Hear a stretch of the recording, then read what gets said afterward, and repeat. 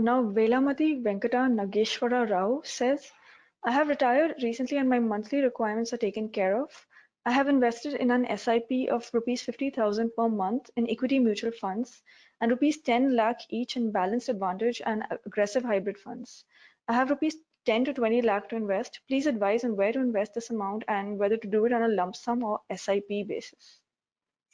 Well, first of all, I'd like to congratulate Mr. Rao for achieving financial independence in his post-retired life. He must have gone about managing his finances in a fairly robust way to be in such a happy and fortunate situation that his income in retirement is well taken care of.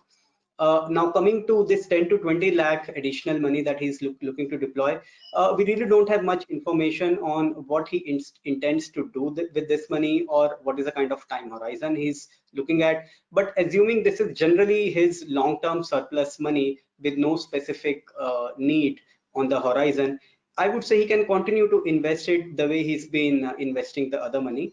So a couple of good aggressive hybrid funds can fit the bill, and more importantly, enjoy your golden years.